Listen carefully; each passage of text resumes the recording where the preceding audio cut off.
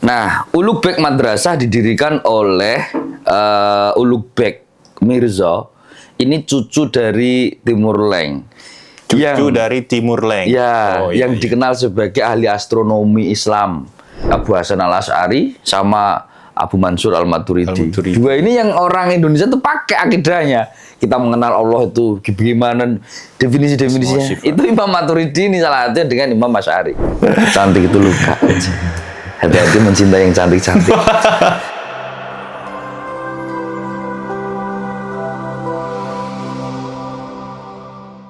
Balik lagi di podcast Gung Story. Di episode kali ini kita akan banyak membicarakan soal negara di Asia Tengah, Uzbekistan. Nah, di samping saya sudah ada Pak Amin Sudarsono yang baru menjadi wisatawan sejarah, Pak ya. Dan baru balik dari Uzbekistan selama berapa hari, Pak? 10 hari. 10 hari. Nah, nanti kita banyak mengobrol, mengeksplor tempat-tempat yang menarik tentunya dengan perspektif sejarah mungkin. Dan juga kalau teman-teman perhatikan, Pak Amin ini banyak menulis soal Uzbekistan ini di Facebook gitu ya. Nah, pertanyaan pertama saya mungkin Pak Amin, kenapa menulis gitu? Kok nggak dikontenin gitu? Kayak video gitu. Teknis banget ya. Suhu kemarin itu minus 6 derajat Celcius. Datang hari pertama di Tashkent belum ada salju. Nginap 1 malam, besoknya di Bukhara sudah minus 6 dan salju setebal 15 cm. Kamera yang sudah saya siapkan, saya putus simpan dulu. Oh, berarti memang ada niat ngonten ya. Ini kalau masih kelihatan ya menghitam karena ultraviolet. Oh. Jadi saya baru tahu salju itu memang indah. Tapi yang indah biasanya melukai. Masuk. Yang belum pernah merasakan salju, memang salju itu wah asik gitu ya. Tapi kalau 10 hari lama-lama di luar, suhu minus, matahari itu langsung ultraviolet sangat tinggi. Singkat kata, saya kalau pegang kamera itu kan Insta360 ya. Iya. Kebakar ini, Pak.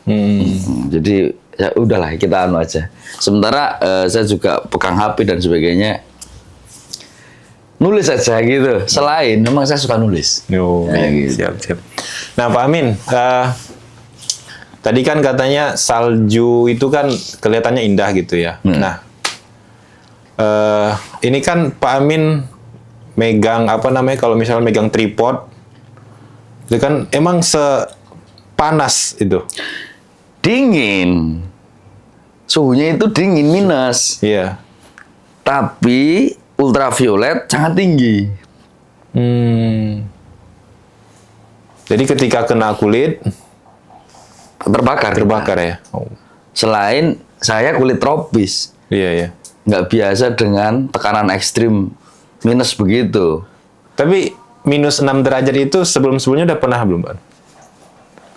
Ke negara mana gitu? Oh, Korea belum ya? Ke Jepang itu minus 2 aja. Nggak, dan itu sebentar karena di peralihan. Yang paling ekstrim saya di Uzbek ini, ketemunya maksudnya. Ketemu perjalanannya. Di beberapa negara dapat dinginnya aja, nggak dapat salju yang setiap hari. Iya. Sebelum ke Uzbek dari awal Januari, Beijing hanya ketemu sisa salju yang mengendap di bawah pohon sama beberapa sisi sungai yang pinggirnya membeku, tapi nggak ada salju. Tapi juga minus.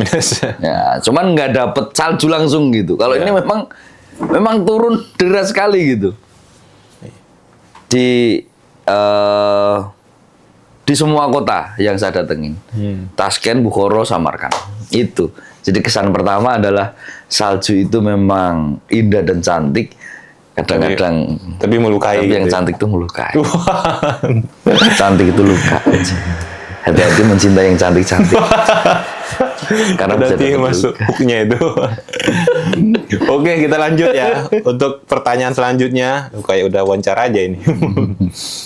Pak Amin kan katanya kemarin ke Samarkand ya? Samarkand. pasti ke itu apa namanya Registan Square itu. Itu apa sih Pak? Kok menjadi ikonik banget itu dan pas di sana itu yang Pak Amin rasakan apa sih yang membuat wisatawan tuh kok pengen gitu ke sana gitu? Ya, Registan itu objek wisata nasional dia. Jadi kalau logo Uzbek ya pasti ada Registan. Dia ada di kota Samarkand, pusat kota. Sebelah kanan itu namanya Ulugh-Bek Madrasah. Itu saya mohon dikoreksi nanti ya. Iya. Kalau saya salah kalimatnya, datanya gitu. Tapi kalau tidak salah dia dibangun di abad ke-13 atau 14 gitu. Kemudian di sisi kiri itu Sherdor Madrasah. Sherdor Madrasah. Itu kalau nggak salah 200 tahun setelahnya baru dibangun gitu. Kemudian di tengah itu Tiliyari Madrasah. Di situ ada Masjid Kubah emasnya. Iya. Tapi memang emas gitu. Catnya emas. Cuman saya nggak sempat ngerok untuk dapat berapa miligram gitu. Lagi mahal soalnya sekarang. Lagi mahal kan lah. Tapi lagi turun nih. Emas lagi turun nih awal tahunnya. Nah, Ulugh-Bek Madrasah didirikan oleh Ulugh-Bek Mirza. Ini cucu dari Timur Leng. Dari Timur Leng. Ya, yang dikenal sebagai ahli astronomi Islam. Dia menulis sih daftar bintang sampai 1000 lebih daftar bintang zaman dia. Jadi dia punya observatorium itu sangat besar di puncak bukit di Samarkand. Hari ini tinggal parit. Nah, saya lagi nulis itu tentang tinggal sepotong parit. Si Ulugh-Bek ini. Iya, Ulugh-Bek. Itu tiga lantai.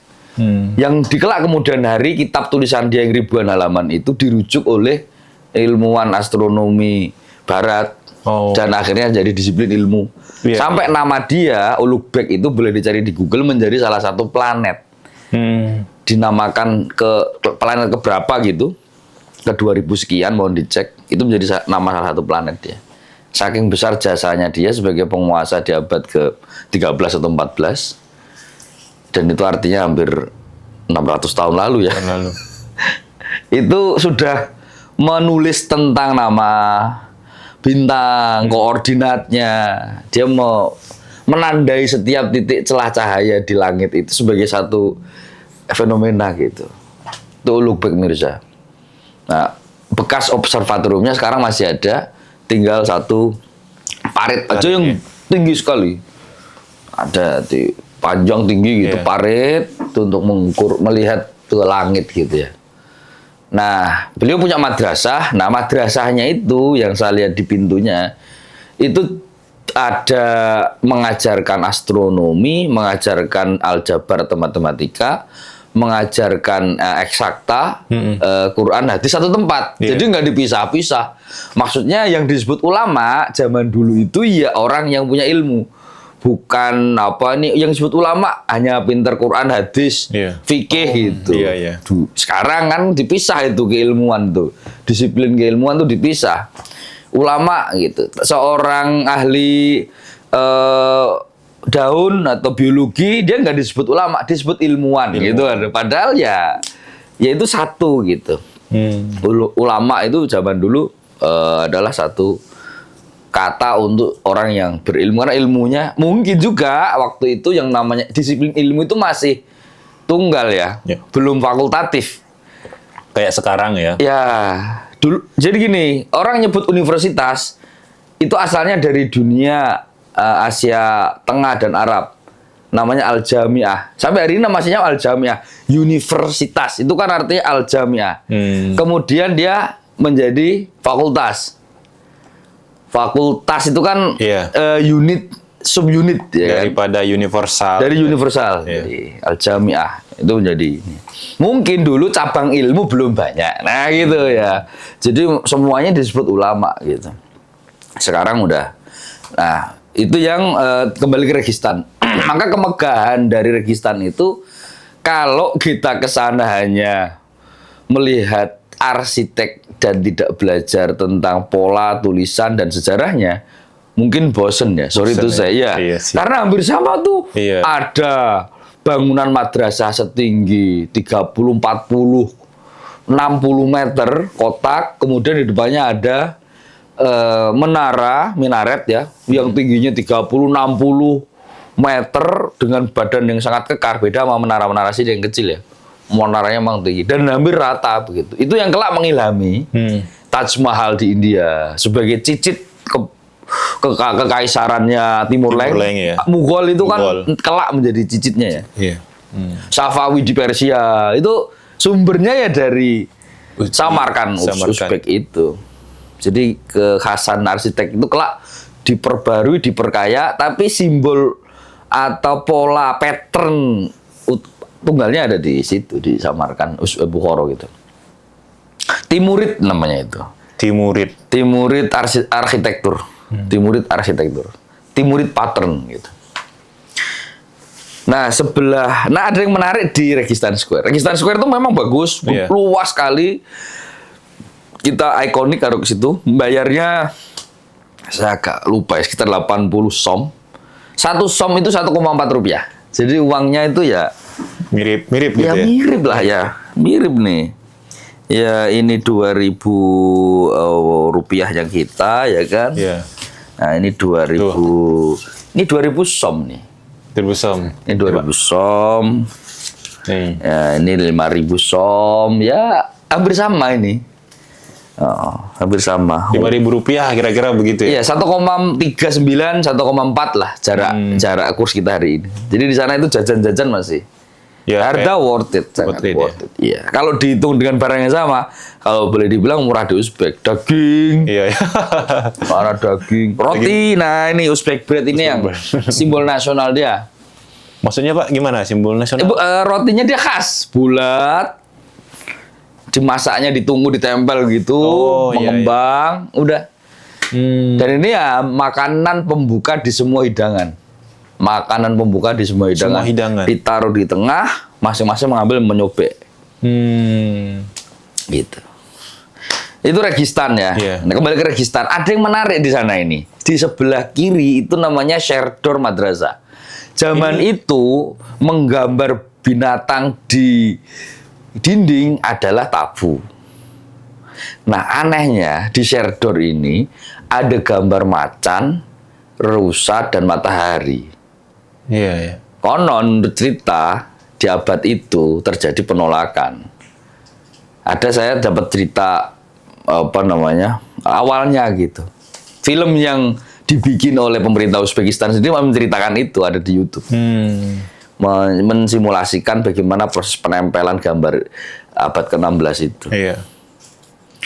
Nah, ternyata itu adalah simbol atas kecerdasan, pengetahuan, dan astronomi. Di mana itu menjadi cahaya Islam. Nah, gitu.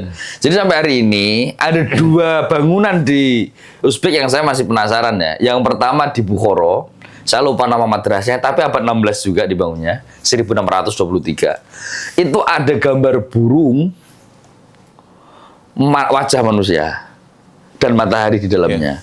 Sama di Registan itu, Sherdor itu, ada harimau atau macan, di punggungnya nempel wajah matahari, matahari dan wajah manusia. Itu cukup menarik, karena yang lain itu kaligrafi. Kalau nggak potongan ayat, potongan hadis, potongan motivasi. 2 gedung itu yang ada gambar hewannya. Gitu. Jadi sempat nanya nggak Pak, penjelasannya apa? Kenapa? Ada. Saya tanya ke guide saya dan jawabannya begitu. Itu simbol pengetahuan kalau yang burung. Burung. Kalau yang macan, saya bilang gitu. Kekuasaan. Matahari? Matahari pengetahuan. Enlightenment. Karena mereka banyak belajar Ptolemeus. Mereka banyak menyerap filsafat Yunani. Ya. Dikaji di madrasah itu. Kan jembatan pengetahuan menuju Eropa sebelum Renaissance adalah Asia Tengah. Gitu. Jalur sutra itu bukan jalur perdagangan saja, dia adalah jalur pengetahuan. Pengetahuan ya. Registan jadi saksi sampai hari ini, gitu istilahnya. Dan itu dikelilingi oleh madrasah-madrasah itu ya? Madrasah. Di banyak tempat ada banyak. Madrasah itu luar biasa di banyak titik. Berarti misalnya Pak, kalau kita mau jalan-jalan ke sana lah, berarti memang supaya nggak bosen gitu ya, memang harus belajar dulu berarti ya, sejarahnya. Biar kita tahu, oh di sini tuh begini gitu. Iya, saya belum ke Kazakh, saya belum ke Kirgis, semua negara tans ya, Tan ya? five tans itu. Iya. Cuman yang lain itu memang minim situs, kaya alam. Oh, Kalau kita ke Kazakh, iya. kita ke Kirgis, Iya, ke iya, Tajik, paham. itu bentang alamnya menakjubkan sekali. Tapi kalau ngomong tentang tempat yang sejak 2000 tahun lalu sudah diinjak manusia, itu namanya Samarkand sama Bukhara. 100 atau 200 tahun lalu, rumah yang kita pakai podcast ini mungkin hutan belantara. Iya. Dia sejak 2000 tahun lalu sudah perkotaan, sudah dilalui manusia. Sudah muncul ilmuwan dari situ. Iya, itu baru ngomongin tentang tempat yang diinjak oleh manusia loh. Iya. Kayak gitu. Nonton film Viking, tuh ada penyerbuan Samarkand. Nonton film, semuanya. Di semua peradaban dia menjadi lalu lintas. Entah Mongol nyerang China, China nyerang Arab. Ada nggak cerita itu ya? China nyerang Arab. Arab datang ke China yang ada. Iya. Yang ada Timur Leng nyerang ke China, Timur Leng nyerang India. Ya memang pernah ada peradaban besar di situ. Peradaban kekuasaan Timur Leng. Kalian anak-anak SMK paham nggak Timur Leng siapa? Nggak paham. Nggak banyak diceritakan. Iya. Kenapa ya Pak? Maksudnya pelajaran-pelajaran kita soal ilmuwan-ilmuwan Islam, Asia Tengah tuh kayaknya di pelajaran kita tuh hampir jarang banget lah ada gitu. Kalian kenal Imam Bukhari nggak? Pernah dengar kan? Pernah, ya kan? Terus Ibnu Sina gitu pernah dengar nggak? Avicenna. Ibnu Sina itu kedokteran. Yang belajar kedokteran tuh pasti tahu karena dia the canon of Avicenna kan dia punya itu. Pedoman umum ilmu kedokteran awal. Nah, itu dibikin sama Avicenna.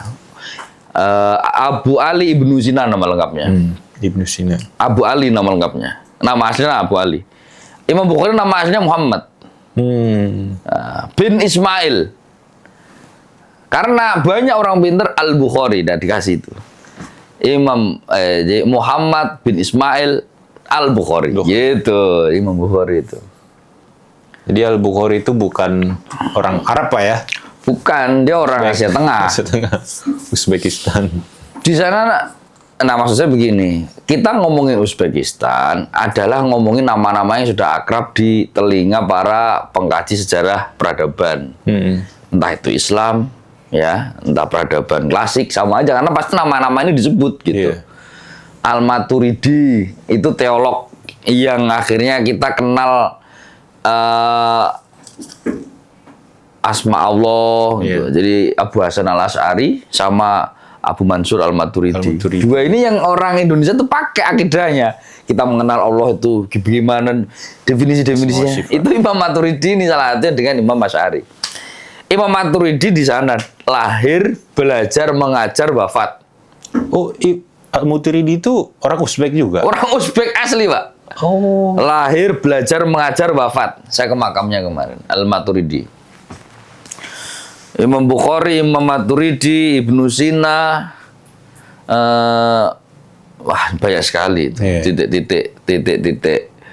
Jadi kenapa kok begitu ya? Karena di Uzbek itu melting pot atau titik temu dari banyak peradaban. DNA mereka adalah customer service, Pak. Karena yang lewat di tempat itu berbagai macam suku. Dan yang lewat di sana adalah kalau nggak pedagang ilmuwan. Ilmuwannya. Makanya isinya orang pinter, ganteng dan cantik. Nah, ini kata kuncinya. Tapi yang cantik biasanya melukai. Kemarin ke Bukhara juga Pak Wati? Di Bukhara saya 3 hari, di Samarkand 3 hari. Nah ini kan katanya kota Bukhara ini kan kental sama Islam klasik gitu ya. Nah ini membedakannya sama kota-kota lain kayak misalnya Kairo atau Madinah, apa sih yang membedainnya? Bukhara itu kota yang dilindungi, jadi nggak boleh dikembangkan memang sama pemerintah. Oh, jadi pemerintah Uzbek dipertahankan. Lorong-lorongnya, tembok-temboknya, dipertahankan. Gitu. Iya. Yang Old City ya. Old City. Itu ada komplek masjid, madrasah, kolam pemandian, saya lupa namanya, Labi House. Jadi dulu orang tuh naik kuda 2 bulan, Iya. nggak mandi tuh Pak. Kemandi. Langsung masuk ke Labi House ini, kemudian berendam di sana sambil ngomongin update politik terbaru dan dagangan terbaru serta apa yang laku di tempat itu.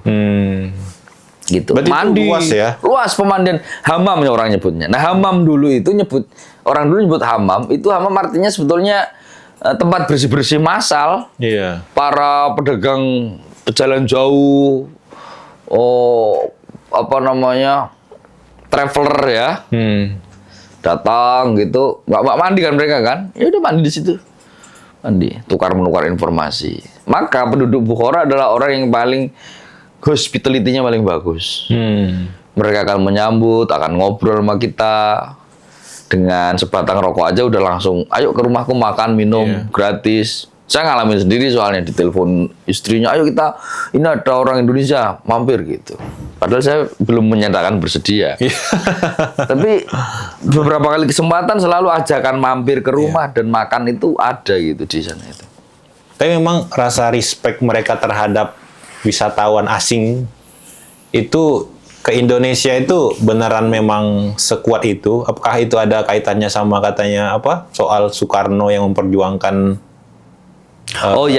makam Imam Bukhari? Nama Indonesia dan Soekarno itu cukup dikenal, dan saya 2 kali saya di-mention sama orang yang menyebut nama Soekarno langsung, saya dengar maksud saya itu. Di Madrasah Ulugh-Beg itu ada satu pelukis yang dia memang begitu jauh kita dari Indonesia, dia langsung menceritakan tentang Soekarno yang dalam hati kami. Nah, istilahnya begitu, dia bilang begitu. Ada Soekarno ada dalam hati kami gitu. Ceritanya sudah masyhur bahwa zaman Khrushchev, Nikita Khrushchev kalau nggak salah, waktu itu Uzbek masih USSR ya, bagian dari Uni Soviet, salah satu provinsinya aja. Dan jalan-jalan ke sana, kemudian pasti Presiden Soekarno tak dapat informasi titik. Yang itu memang nggak di pusat kota, Pak. Makam daripada Imam Bukhari itu sekitar 40 kilo gitu dari kota pusat itu. Itu sekaligus jadi bikin pertanyaan saya flashback ke belakang. Datanya lagi saya cari lebih valid lagi tentang kenapa ulama sekali berbeliau yang sangat terkenal, internasional, otoritasnya diakui oleh semua dunia Islam, hampir semua golongan di kelompok Islam ya, itu mengerujuk kepada Sahih Bukhari gitu. Tapi jauh dari pusat kekuasaan. Iya. Ternyata beliau meninggal dalam pelarian. Itu boleh diceritakan, Pak? Maksudnya ini satu versi ya. Jadi dikejar, beliau itu pulang ke Bukhara, kemudian membuka madrasahnya. Kemudian ada satu amir masa itu yang saya lupa namanya. Amir itu penguasa wilayah. Iya, penguasa wilayah Bukhara. Minta untuk diajari, kamu datanglah ke istana. Anakku ini tolong di privat. Aku pengen anakku kayak kamu. Imam Bukhari menjawab, ilmu itu harus didatangi. Beliau tidak mau datang. Bukan mendatangi ya? Bukan mendatangi, ilmu itu harus didatangi. Dan itu kayaknya Gus Baha pakai itu juga ya. Beberapa kali kesempatan. Nah, singkat kata menimbulkan konflik politik. Kemudian beliau hendak ditangkap, diselamatkan oleh beberapa muridnya, lari, hendak menuju Samarkand, tapi Samarkand dan Bukhara masih punya hubungan kekuasaan juga. Akhirnya berhenti di tengah kota, di sebuah desa yang itu adalah rumah kerabatnya gitu. Rumah kerabat beliau, dan beliau sakit. Kemudian beliau doanya masyhur itu yang bila sudah selesai amanah maka lepaskanlah ya Allah. Kemudian beliau meninggal di situ dan dimakamkan di tempat agak terpencil itu memang gitu, agak jauh. Tapi cuman hari ini jauh. Sejak 91 merdeka dari Soviet menjadi republik sendiri, bekas negara komunis ini, 93 dilakukan pembangunan besar-besaran. Dan sampai hari ini 2026 makam Imam Bukhari masih diperluas, diperbagus, ya. Dan saya kemarin belum bisa masuk, Pak.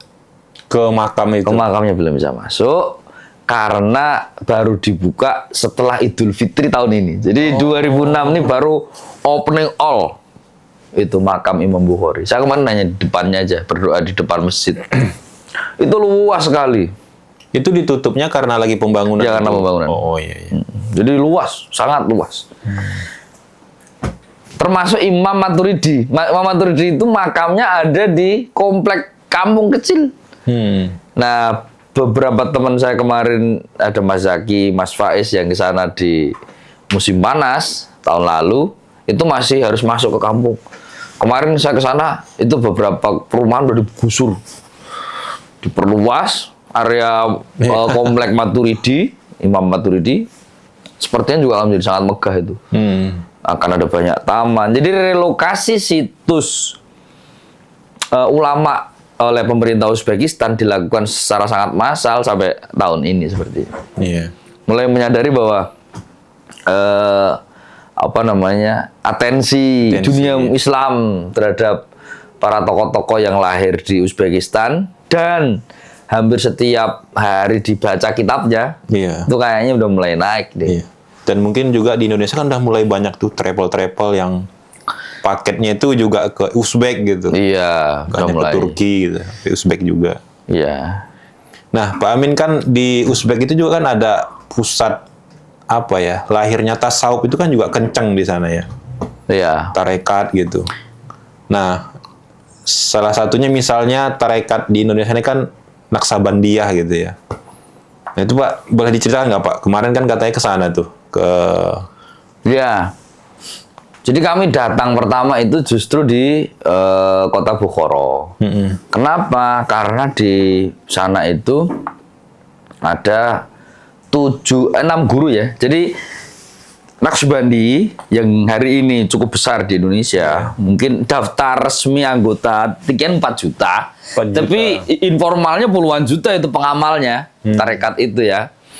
Tarekat yang cukup, pertanyaannya kan, ini kenapa tarekat Sufi ini cukup jadi minat? Iya. Karena dia, Naqsbandi ini, menekankan zikir sambil bekerja.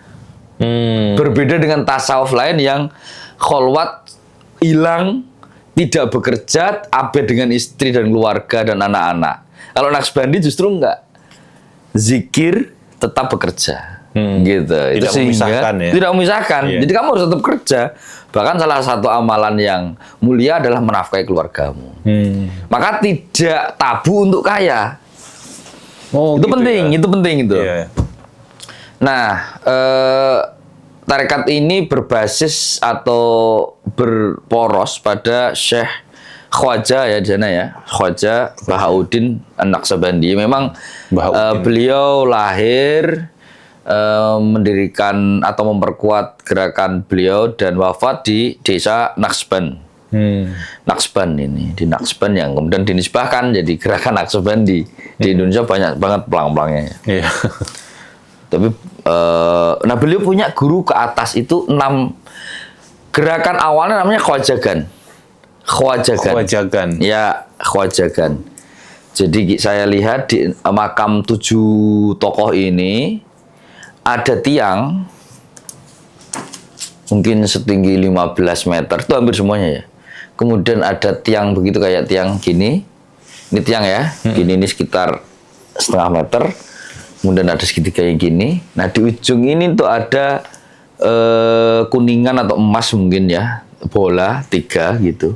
Kemudian di ujung tiang ini beda-beda. Ada yang tangan, ada yang burung, ada yang bintang. Saya tidak tahu maknanya. Saya belum memperdalam tentang itu simbol-simbolitas di struktur guru utama Khwajagan dan Naqsbandi dunia ini gitu. Cuman memang urutannya adalah Khwaja Abdul Khaliq Al-Gujdawani. Itu di kota Gujdawan. Itu sebuah kota yang cukup besar. Nah, beliaulah yang menjadi inspirasi aliran yang kelak gerakan tarekatnya disempurnakan oleh Syekh Bahauddin An-Naqsabandi ini. Jadi dari ke atas lagi. Ya. Nah, di atas Syekh Bahauddin Naqsabandi ini guru langsungnya namanya Syekh Sayyid Amir Tulal. Amir Kulal, maaf. Amir Kulal ini adalah guru langsung dari Syekh Naqsabandi. Syekh Amir Kulal ini punya anak keempat namanya Amir Husain yang adalah bendahara kerajaan atau menteri keuangannya dari Amir Timur atau Timur Leng. Dan makam dari Amir Husain ada di dekat Amir Timur. Iya. Itu diceritakan di papan Khwaja Amir Kulal. Iya. Di atasnya lagi urutannya juga Ali Ar-Ramitani, ya kan? Kemudian Baba As-Samasi, kemudian atasnya lagi Syekh Al-Faghnawi, Iya. atasnya lagi Syekh. Nah itu urutannya saya yang 2, 3, 4, 5 ini saya agak rancu yang mana beliau yang kedua, ketiga, keempat gitu. Tapi ini sanad mereka ini bersambung selama hampir 300 tahun atau 400 tahun, Pak. Ke 6 Guru ini. guru ini ya. Jadi mereka tidak hidup di satu masa. Gitu. Iya.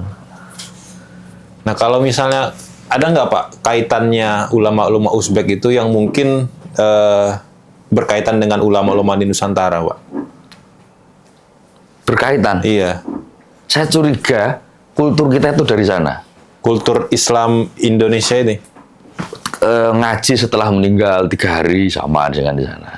Ya kan? Sana kan 3 hari, 40 hari, 100 hari. Iya. Di Uzbek itu keluarga berkumpul berdoa membagi makanan. Mirip kita berarti Yasinan gitu. Bukan mirip kita, mirip mereka. Oh iya ya. Kan kita abad ke-14 masih zamannya siapa? Ya Demak sih ya mungkin ya. Nah itu silang budaya itu masih ada pasti. Di Tuban ada Syekh Ibrahim As-Samarqandi. Iya. Makam besar itu kan, As-Samarqandi. Udah ada Asmoro Kondi. Asmoro Kondi. Orang Jawa ya kenalnya itu Asmoro Kondi. Ya itu Samarkan rujuknya kan. Yang konon Syekh Ibrahim itu adalah ayah dari Maulana Malik bin Ibrahim. Yang kita kenal menjadi Maulana Malik Ibrahim. Iya. Oh. Gitu. Ayahnya itu bukan orang yang sama. Iya. Jadi hubungannya ya sangat dekat keislaman di Indonesia dengan Iya ya. yang dikembangkan dan bersumber di Uzbekistan yang sekarang menjadi Uzbekistan. Dulu kan orang kenalnya Kekhanan Bukhara, Kekhanan Samarkand. Iya. Taskent termasuk kota yang baru ya, kota yang dibikin oleh Soviet. Fergana mungkin itu zamannya Babur. Beberapa kota, Khiva, kota tua juga, Herat itu kota tua juga gitu. Untuk kota-kota yang saya belum sempat datangin, tapi nanti pas nggak musim dingin ya kali ya. Musim dingin tuh jadi kita mobilitas susah. Tuh kalau pertanyaannya adalah tentang silang budaya dengan Indonesia, sangat banyak dan sangat dekat kita. Iya. Makanya saya curiga kita jangan-jangan nirunya Ikutnya dari ke sana sana gitu ya. Kalau ditanya apa benar? Oh karena mungkin dulu sama-sama Hindu Buddha. Iya di Uzbek itu kan beberapa patung Buddha ada, penganut Buddha juga masih ada. Oh di Uzbek itu ya? Afgan kan ada patung Buddha gede banget Afghanistan. Di Afghanistan. Iya iya. Itu termasuk jalur Buddhisme dulu. Salah satunya di Uzbek juga ada gitu ya? Di Uzbek ada. Di Uzbek. Gitu. Nah ini kan Uzbek ini kan Pak tidak pernah bisa lepas dari sosok Timur Leng ya. Nah bisa diceritakan nggak Pak? Sekarang itu orang rasa warisan Timur Leng itu gimana sih sekarang di sana itu? Apakah memang orang Uzbek itu masih apa istilahnya ya? Dekat dengan warisan-warisan dari Timur Leng itu? Atau sudah dilupakan mungkin? Mereka nyebutnya Amir Timur. Amir Timur. Leng itu kan artinya si timur yang pincang. Itu kalimat ejekan dari para orientalis, penulis-penulis sejarah, dan beberapa musuh politik yang ingin menyebut ini si timur yang kakinya pincang. Gitu. Tapi kalau orang Uzbek sendiri nyebutnya Amir Timur. Amir Timur ya. Gitu. Temur ya, tulisannya Temur. Temur. Amir Temur itu apa namanya? Keturunan bangsa Mongol yang sangat besar, Chagatai kan. Dia menikahi keturunan Chagatai dan kelak menjadi penguasa dunia karena menaklukkan India, menaklukkan ekspedisi ke Cina juga belum sempat sih. Tapi semuanya tuh Damaskus semua udah selesai semua tuh dikuasai oleh Amir Timur. Nah, kalau ditanya apakah masih sangat ya cukup dekat sehingga di tengah kota Tashkent di depan hotel Uzbekistan. Jadi ada hotel Uzbekistan tuh hotel gede banget. Ikon juga itu. Di seberangnya itu ada namanya Amir Timur Square. Dulu sebelum 91 itu patungnya Karl Marx. Gede. Karena Uni Soviet ya.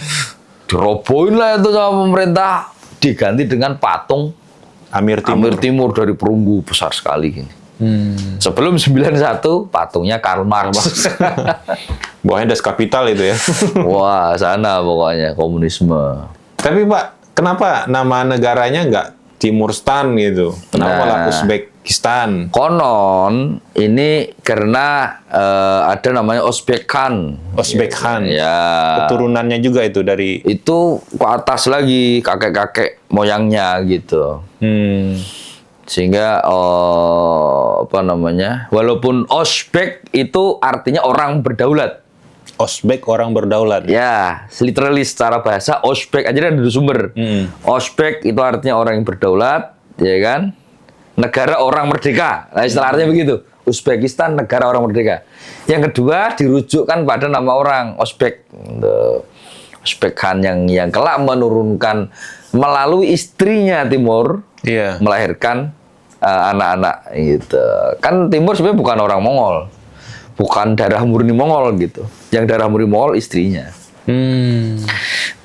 Kalau tidak salah sukunya Barlas kalau nggak salah. Itu memang suku petempur. Gitu. Makanya badannya 172 cm. Jadi ceritanya kok sampai tahu karena bulan Juni bulan Juni 1941 Soviet itu ini ada cerita ya. Itu penasaran ini.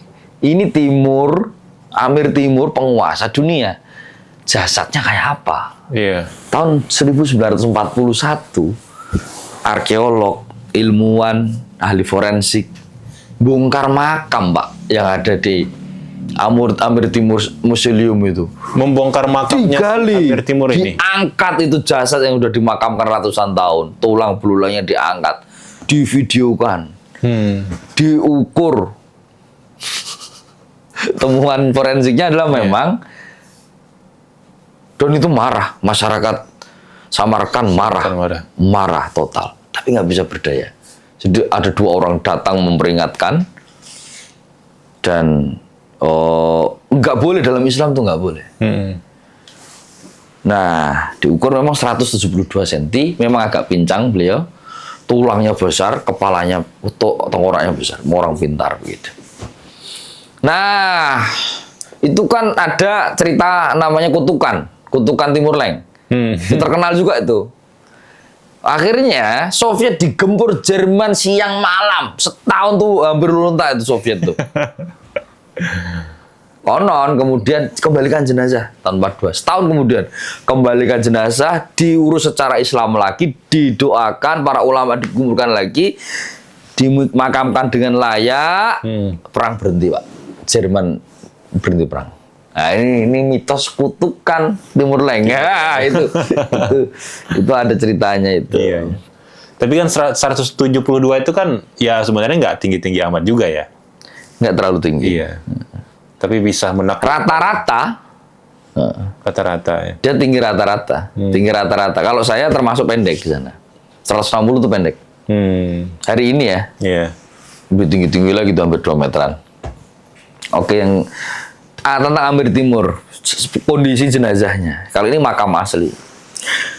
Ini orang menguasai sepertiga dunia. Tapi makam dia di bawah gurunya. Di bawah gurunya. Jadi gurunya dulu paling atas namanya Said Sayyid Barokah. Di tengah itu dia. Di kiri itu cucunya Muhammad Sultan. Sebelah kanan itu anaknya Syahruh gitu. Terus di sisi kanan itu ada namanya Sayyid Umar, Khwajagan juga. Saya baru lihat karena di komplek makam Amir Timur ada tiang penanda Khwajagan juga. Jadi guru spiritual yang mengelilingi Amir Timur ada dua, namanya Sayyid Barkah sama Sayyid Umar. Sayyid Barkah sama Sayyid Umar. Ya, dan itu makamnya ada di atas kepalanya Amir Timur. Hanya di situ dia merendah di kaki orang, yaitu di kaki gurunya. Dan itu memang permintaan dia. 2 tahun sebelumnya cucunya meninggal. Setahun kemudian gurunya meninggal. Setahun kemudian Amir Timur meninggal. 3 tahun berturut-turut. Langsung dipanggil. Nah, begitu.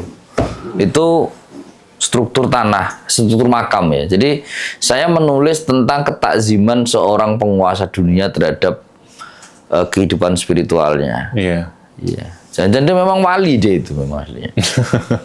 Amir Timur. Coba bayangin ya, dia bisa mengkonsolidasi kekuasaan atas negara-negara menjadi keamiran Timuriah yang kelak menelurkan Mughal, Safawi dan sebagainya. Itu caranya dia adalah menertibkan administrasi, Pak. Di Samarkand itu dulu menjadi pusat manufaktur, pengrajin, pelukis, penyair, ahli kayu, ahli besi dari berbagai macam negara jajahan ditarik, taruh di Samarkand. Pusat keramik, pusat apa? Jadi pusat manufaktur zaman dulu. Iya. Terus dia tarik semua ahli orang pinter, ahli SDM, kemudian ahli administrasi dari Persia yang pinter baca tulis, hitung menghitung, ukur mengukur, itu semua taruh. Dikasih jabatan sendiri nih, placement, gitu. Tugas dia adalah akuisisi. Begitu selesai, dia akuisisi negara lain. Gempur, oke. Sekarang saya mau ambil Cina, gempur. Nah, sekarang saya mau ambil India, gempur ke sana. Orang terbaiknya taruh di pusat ibu kota. Jadi dia cara merapikan dinasti Timuriahnya di situ. Nah, backbone-nya adalah dinasti Samaniyah. Kita lupa tadi itu. Jadi ada Ismail Samani, itu tahun 900-an tuh. Maksudnya gimana tuh, Pak? Backbone-nya itu? Jadi Samaniyah itu sudah Ismail Samani tahun 900-an. Berarti nggak jauh dari Rasulullah ya. Iya. Hanya sekitar 300-400 tahun gitu. Itu sudah membangun satu kekuatan di Bukhara. Menjadi kekhanan Islam atau keamiran Islam gitu. Itu yang kelak menjadi basis bagi Imam Bukhari menjadi tenang untuk menulis, konon begitu. Ismail Samani itu makamnya masih asli, terakota, bata bakar. Bayangkan tuh ya, tahun itu ya, tahun 1000. Berarti itu umurnya hampir 1000 tahun loh. Itu bangunan bata bakar itu. Iya. Dia selamat karena tertimbun pasir selama kemarin itu. Tapi Pak, keturunan Amir Timur tuh masih ada nggak sih, Pak? Kalau info-info dari sana tuh di sana. Jadi penguasa terakhir itu namanya, saya ke istananya, Istana Raja Alim Khan namanya. Oh, Alim Khan. Ya, Alim Khan. Tahun sebelum Rusia masuk pada tahun 1800 sekian, 1890-an, 1890-an itu. Ketika kekaisaran Rusia. Jadi Uzbek ini ada di bawah Rusia kerajaan, Rusia Republik Komunis, Soviet, USSR, dan dilepas pada 91 Rusia. Itu umur berapa? Hampir 200-an ya. Iya. Ya, itu Alim Khan namanya. Alim Khan ya. Badannya besar sekali. Dia kalau sekali makan tuh 1 ekor kambing kecil katanya. Waduh. Saya main ke istananya itu. Diwariskan tuh masih. Nah, ketika Rusia masuk dia lari ke Afghanistan. Dan anak turunnya tidak diketahui karena dilindungi waktu itu. Dari pembantaian. Sampai sekarang tidak ada yang tahu ya. Tidak ada yang tahu. Tidak ada yang tahu. Ya. Pertanyaan terakhir, Pak Amin. Sebagai Ini kan pasti banyak orang nih kan lagi populer sekarang ini kan wisata ke Uzbek, terutama orang-orang Indonesia kan. Kira-kira tips bagi wisatawan yang mungkin agar tidak ngebosenin gitu ke sana itu kira-kira apa, Pak? Ada sediain 1 hari jalan-jalan kota. Naik metro. Jadi dia punya stasiun. Stasiun-stasiun di Tashkent itu dibangun zaman Soviet. Zaman itu dan sampai sekarang kemegahan stasiunnya masih kelihatan. Jadi kita kan kalau dari Pasar Minggu, Kalibata ya biasa lah begitu ya, fungsional. Kalau itu enggak, Pak. Metro itu bawah tanah enggak, Pak? Bawah tanah metro. Bawah tanah. Subway. Cosmonaut Flar, Alisher Navoy Station. Saya mulai hafal karena saya explore itu. Itu semua stasiun adalah museum. Jadi dia ada foto tokohnya dari tembaga logam. Dia diterangkan nih Alisher Navoy itu siapa, kosmonot pertama perempuan yang terbang ke anu siapa. Terus pilar-pilar dan lampunya itu memang spesifik gitu. Tiap stasiun beda, tematik. Itu yang menarik di Uzbek adalah jalan-jalan kotanya. Tashkent. Biar nggak ngebosenin ya. Kita eksplor kota misalnya gitu ya. Dan ongkosnya murah, sekali masuk 1.700 som, setara dengan 2.300 rupiah. Itu mau 50 km kemana aja bebas, nggak benar. Gitu. Sana gas, ahli apa penghasil gas, metan, propan gitu. Jadi mobil-mobil di sana 80% Chevrolet. 80% Chevrolet, Cobalt, Chevrolet, macam-macam jenis. Ada yang pakai metan, ada yang pakai propan. Harganya ekuivalen ya dengan kita pertalit itu sekitar 3.000 atau 5.000 rupiah lah. Harga per literan lah ya, ya. Karena ada gas kan. Transportasi murah. Nggak ada ongkos tol, free. Maintenance semua masih pemerintah. Tapi ya tidak, kayaknya saya akan berbayar mungkin ya. Hari ini sih masih free. Saya kemarin tembak aja ratusan kilometer murah. 10 hari saya sewa bis itu sekitar 30 jutaan. Sehari 3 juta untuk hampir 21 orang. Murah itu. Termasuk murah, ratusan kilometer. Jadi moda transportasi, jadi explore non-historik. Kalau gini, kalau Anda adalah orang yang minat dengan dunia transportasi, explore itu. Kalau Anda minat dengan dunia Islam, ya explore itu. Anda seorang tarekat, explore itu. Kalau Anda seorang ahli hadis, explore Bukhari. Kalau Anda teolog atau yang Islam sendiri kan banyak disiplinnya ya. Explore Maturidi. Ya, kalau Anda suka politik ya diskusi sama ini. Masing hukum beda sendiri.